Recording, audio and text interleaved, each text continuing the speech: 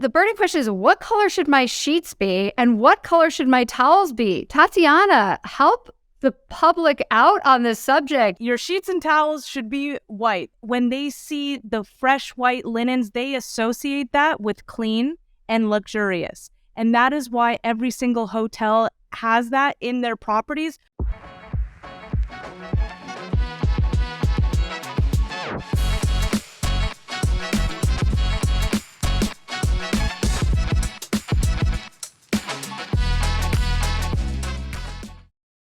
Oh my goodness. Tatianna Taylor-Tait. Firstly, let me just address the fact that I love your name, right? It is an alliteration, which is literally my favorite thing in the world. Congratulations on having a badass name. Hi, how are you today? Hi, I'm doing a wonderful. Thank you so much for having me on. And it's so funny that you say that because I used to tell people because everyone would be like, why did your parents pick your name like that? And I used to just be like subtly, well, they either thought I was destined for greatness or they liked alliteration. I'll let you decide. I mean, if you already have Taylor-Tait, yeah, like what are you going to do, right? Right. You're like, we have to give this a T name. Like it's a natural fit. No, but they've never explained this? Yeah, they've never told you how the origin story of your name? No, they said that they thought Tatianna was a beautiful name, and Taylor and Tate are both my parents' last names hyphenated. So it just worked out. And yeah, everyone agrees it's a great name. I've never met someone that didn't think so, so I'm happy. Oh my goodness. I love this. All right. Well, I'm going to ask them later. I'm going to be like, okay, Mrs. Taylor-Tait, Mr. and Mrs., like, let's talk about this. I need to know, but it's beautiful. It works. It's also almost like you've been in marketing or something. You and I share a passion and a previous life for me, which is interior design. So I actually went to school for interior design, a whole nother, I've lived a few lifetimes. Tatianna. I'm old. Yeah. No, not at all. So 25, right? Yeah, exactly. At 25, but like when I was 5, I was into interior design and I had a whole career in New York City around that, corporate design for me. So not as exciting as what you've been doing. But tell me, my friend, because you are, in my mind, if I should be so bold, a tour de force in this industry. I think you offer such a fresh perspective. Tell me how you got into the short-term rental business. What possessed you, as I always like to ask? Of course. And it's so funny because I feel like my answer now is the same as everyone's in that sense. Like, didn't we all just fall into this? And that is what happened to me. I actually learned everything that I know originally when it comes to short-term rentals through a developer that was my mentor at the time. And through that, I went back to school, did my certifications in interior design.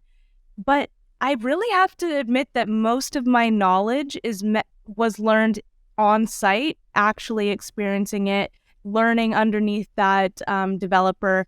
And it was so exciting. Every part of it was, the good thing about short-term rentals is every day is not the same. But we have to say that honestly, no day is alike. You're always learning something. And it's funny because you could have all the years of experience. I have 8 years of experience in interior design and short-term rentals now. And still, I'm pretty sure last week I was talking to a host and my team and I was like, well, that's new. So this is a new added thing we're going to learn about. And you really go from there. And I think that's what makes it most exciting about being in this industry. Absolutely. Yeah. I mean, I do again, because I feel like I'm old enough now that I shouldn't have to continue to learn. I'm like, when am I done learning? I just want to know. I'm tired. But all jokes aside, that is really, part of life's great joy, I would say, is getting, if you can approach it that way, I get this new opportunity to solve this new problem, right? I love that. Yeah, I think that there's really something to be said about just learning by doing, right? Like just like experimenting. So tell me from your perspective, let's nerd out. Let's pull on this interior design thread a little bit more. Like from your perspective, what's different between short-term rental design? Like how are you approaching that maybe differently than you would like say for somebody living in a place long term? I think there's similar attributes in like the sense of like you're still creating a space for that is a representation of that person that will be enjoying the space. And that's what I'd really like to tie into. And going back to marketing days and everything like that, you really want to incorporate branding throughout your properties and really develop an overall experience, not just for you as the host and it being your property, but for your guests and their family and their friends that are going to be visiting this property for for years to come. So when really I love every aspect about the design, but for short-term rentals, there's so many smaller things that you have to kind of consider, like the mattresses, of course. Of course, if it was a long-term like homeowner and they were going to live there, they usually already have like this model picked out that they're going to work with. Um, but for short-term rentals, it's a little different. You want something that's durable. Usually, a lot of people do memory foam mattresses now, but back in the day, and just like every hotel, the hotels go for medium firm quality, but double-sided, so they can flip them and easily rotate. So they're able to last a lot longer than just your standard mattress. So that was a trick I learned earlier, kind of getting started.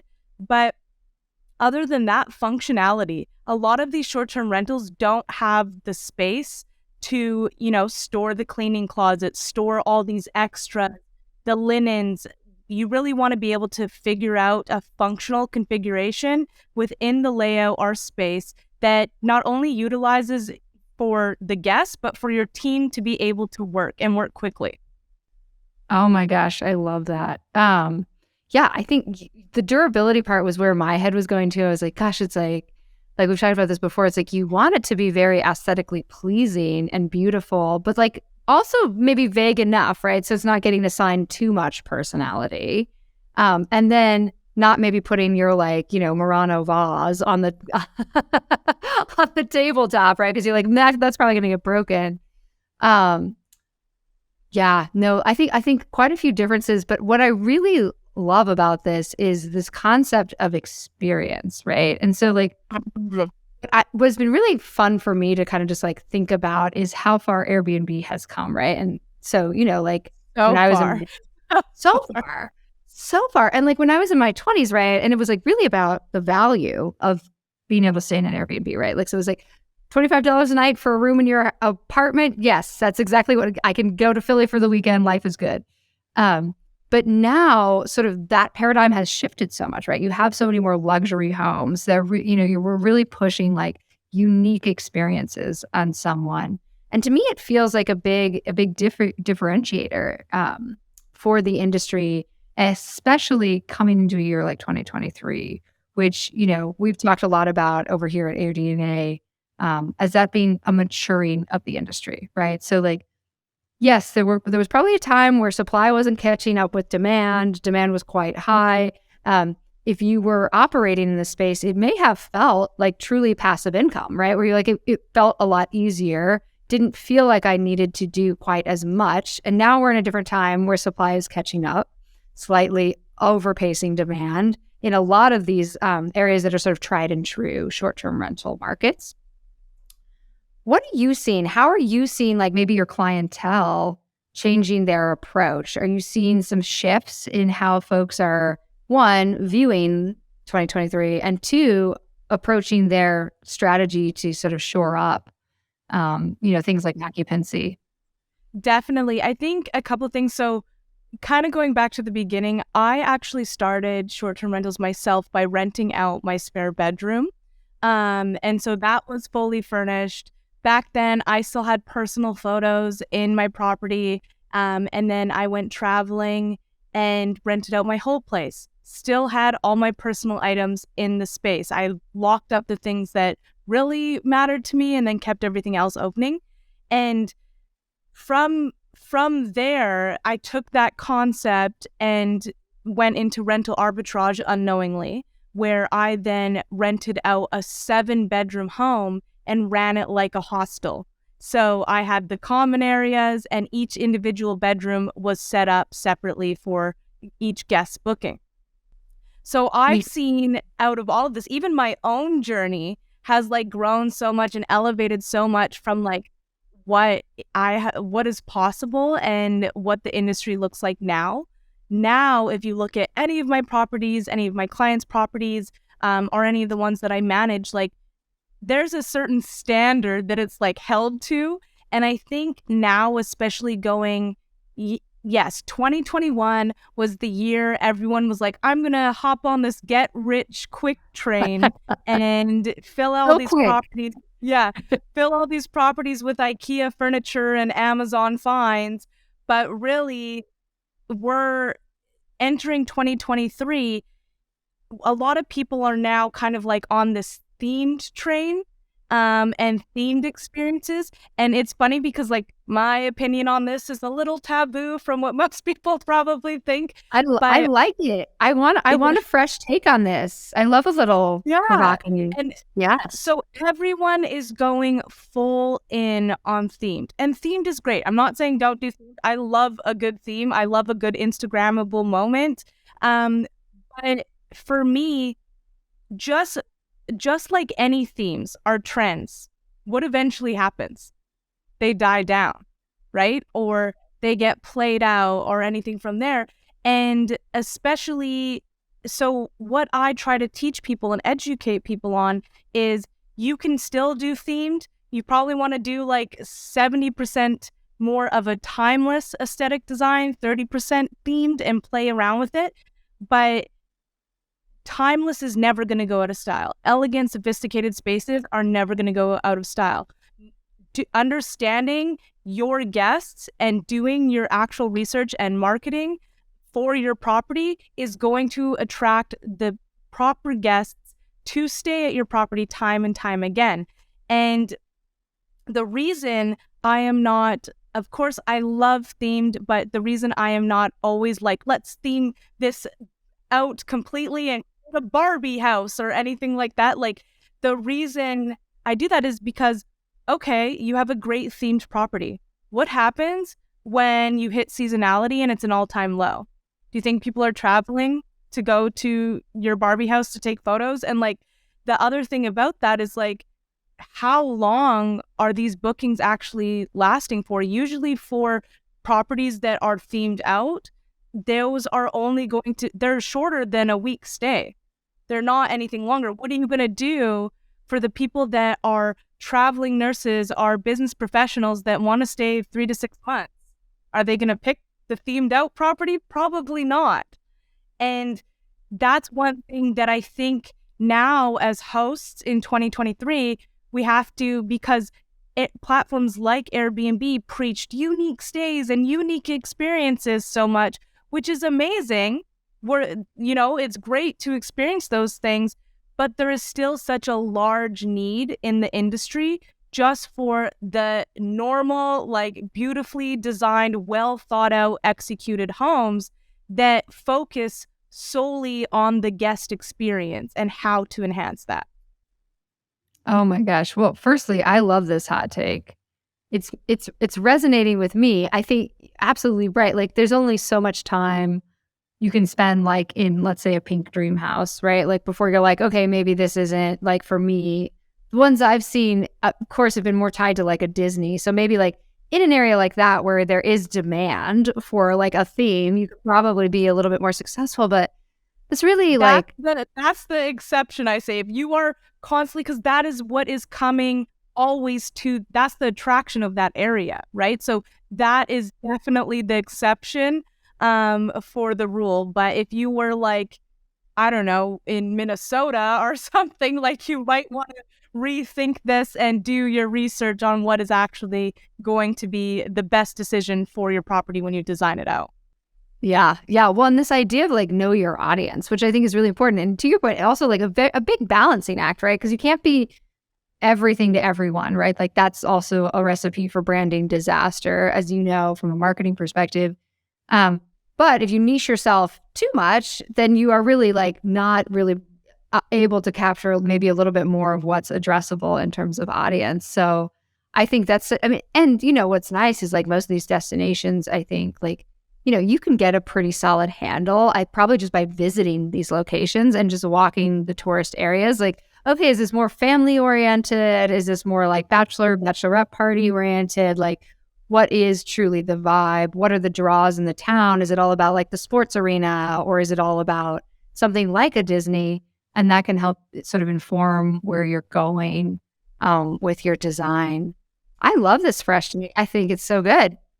Well, and it's so funny because like as 2023, there's been even kind of like incorporating Instagram here for an example. There's this whole movement at the moment, which is so funny because from the marketing background that I have, it like destroys everything that we were taught and that I believe. And there's this whole like movement happening right now for 2023 that is like this anti-niche movement where people are like, we don't want to just be boxed in anymore. And for me, I'm like, what? My notes from university don't say this. This does not apply. Like, this isn't going to work for us. So everyone's kind of like frantically thinking like, okay, abort mission here. But really, it's not about that, okay, now try to market to everyone. It is about that you, even though you understand your ideal guest and you understand who you've built your property for, it doesn't mean that that is your only customer.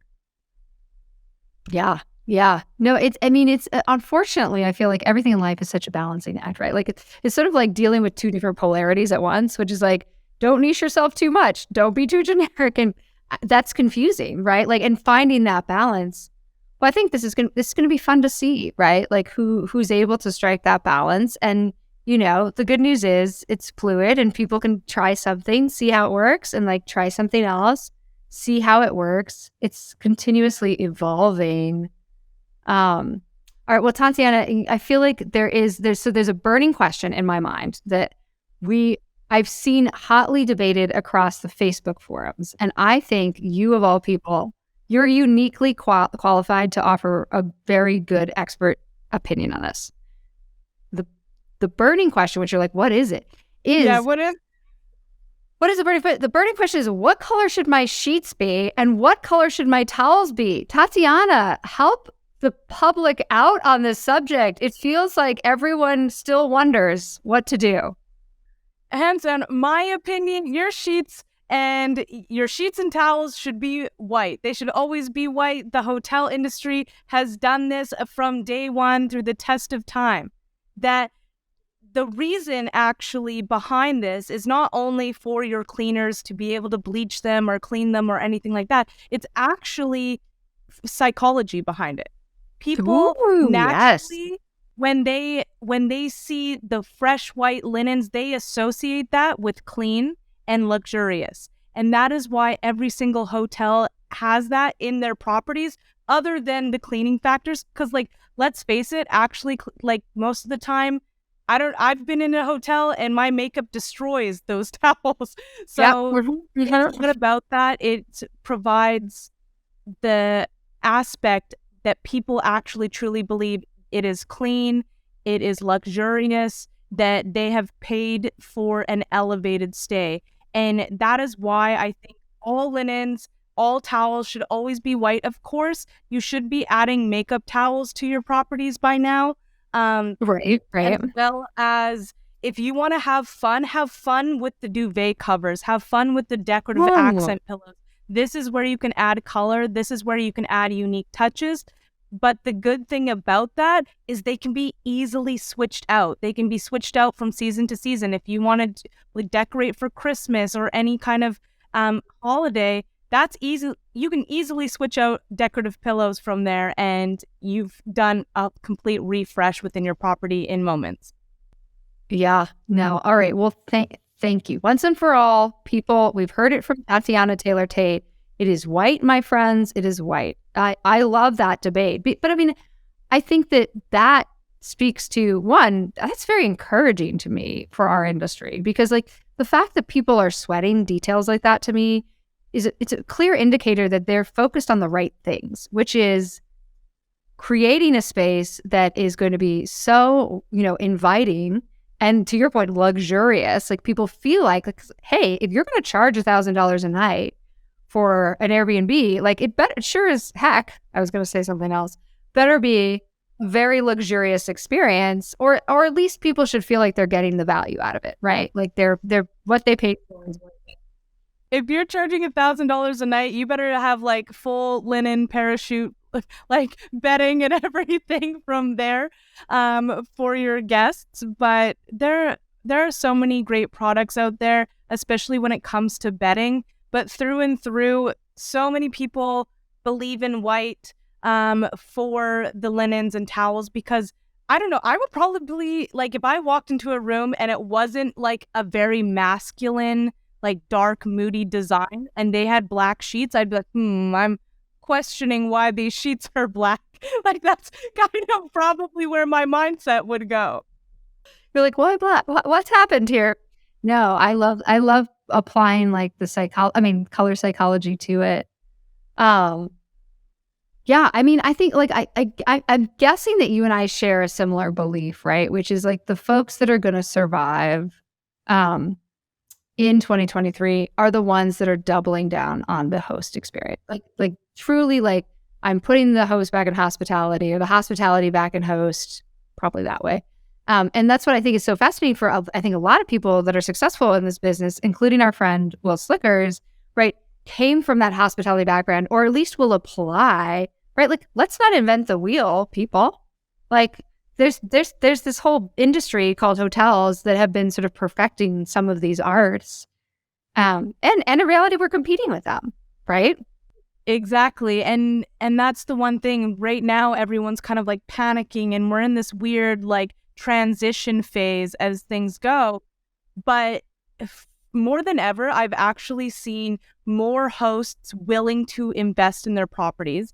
Back then, a year or two ago, people would be like, I want to furnish a 2-bedroom or 3-bedroom for $10,000 turnkey. And then you're like, does that include paying me? Or like, you're like wondering all these questions. But like now people they're investing the money and the time in their properties, which is so nice to see, because this is how it should have been from the beginning. I've always preached the design is in the details, and the guest experience at the end of the day is everything. It comes down to everything. So what I would like to say probably for the 2023 prediction is that people are going to be focusing more. Yes, their designs are going to be elevated. We're still going to see themed properties, but it's going to be more on the guest experience and how to enhance that in ways like adding private chef dining. If you are a beach property close to the beach or on the beach or near it, you're going to be adding additional amenities like a beach umbrella, beach blankets, maybe bike cruisers. It's really going to be people adding those extra details and amenities that are going to really set them apart from the competition, at least nowadays, in my opinion. I think I love that hot take. I think that's a good prediction. I think, Expedia released a similar report, and they were talking about like just even like the cooking amenities. Like if you think about it, if you're like, so often you're gathering your whole family for like a family reunion or something. And so part of it is the cooking experience. And is there like a really cool Vitamix? Is there a really cool waffle maker? Whatever it is.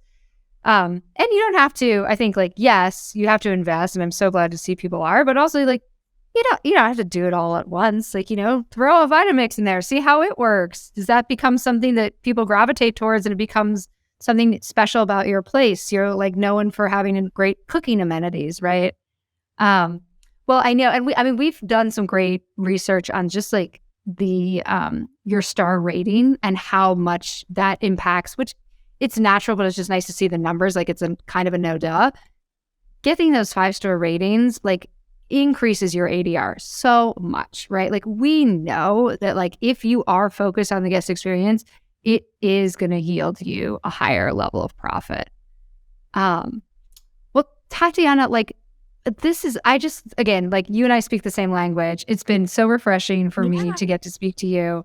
Also, I just love more female voices in the space. I think that's just such an important part. I think often don't get like maybe as much recognition as like the men, but like we're such a force behind this industry, my friend. So Right. I know, That's yeah. I know, right? Like it's just like I'm like, yeah. I mean, even in subtle ways, right? Like behind every good, a lot of men, there's a good woman behind it, but also like we're just there, like in the space.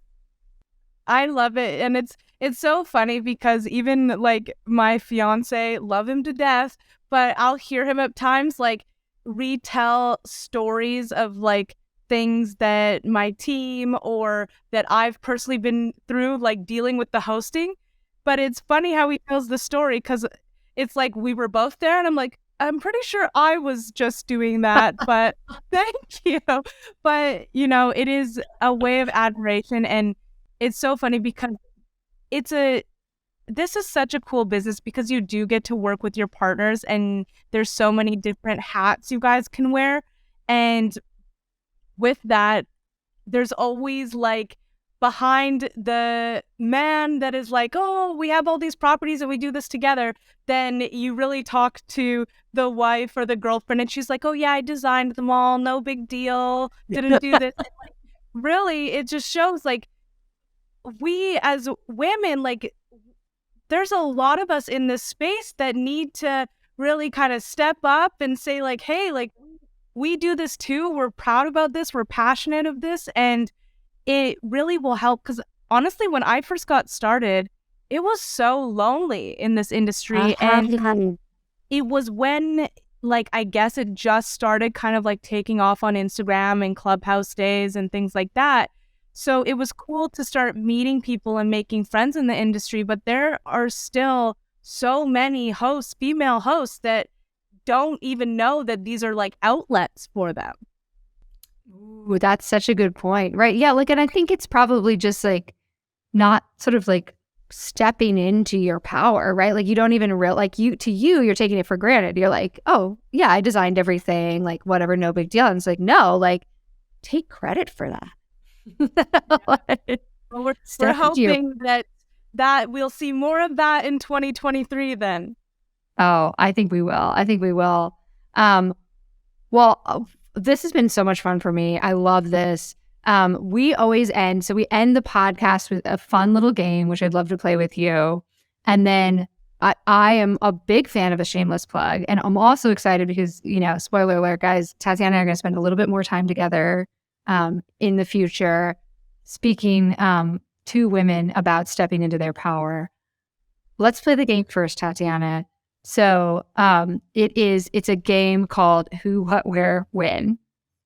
And the first question I'm going to ask you is, besides yourself, because you are a guru in your own right, who would you recommend somebody that's new to this business, such as myself, listens to or gets advice from? So this is, I feel like I'm cheating here because it's a shameless plug too, I guess. But of course, that's okay.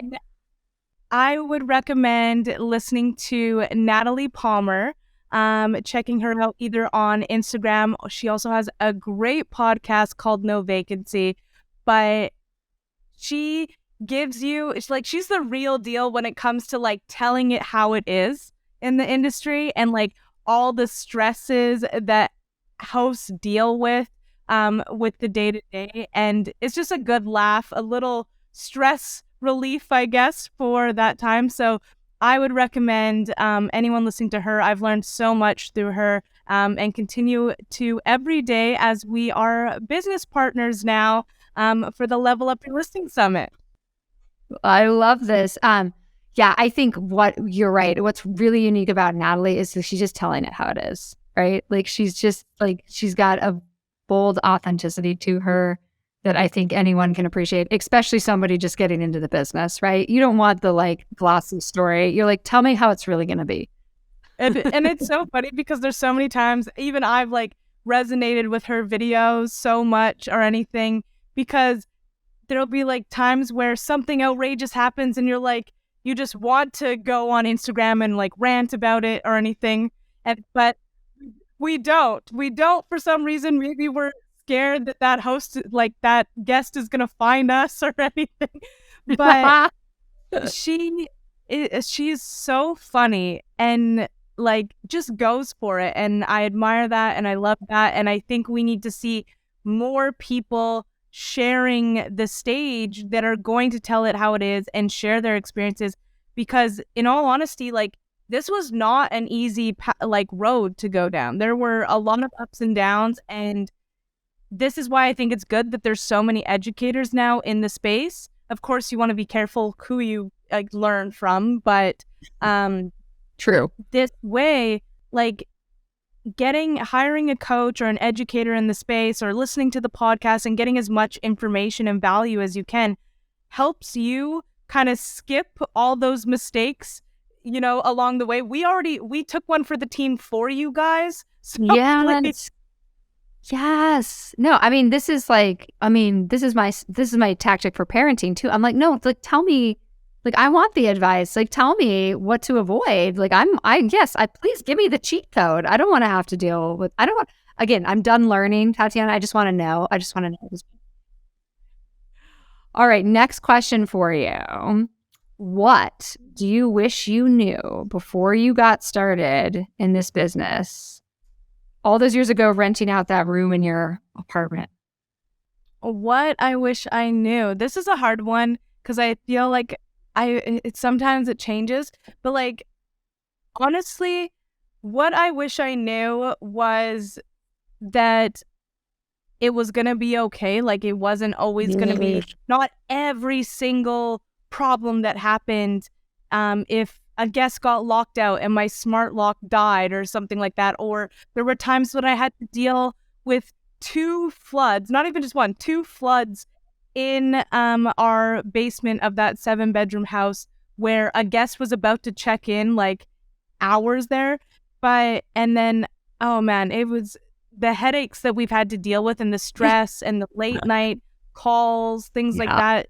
Yeah. I wish that I knew then, like, how much work, I guess, like, in a way, like, how much work it was. I don't want people to think that this is a passive income industry. You just set it and forget it. Like, yes, you can get to a point where you scale that way.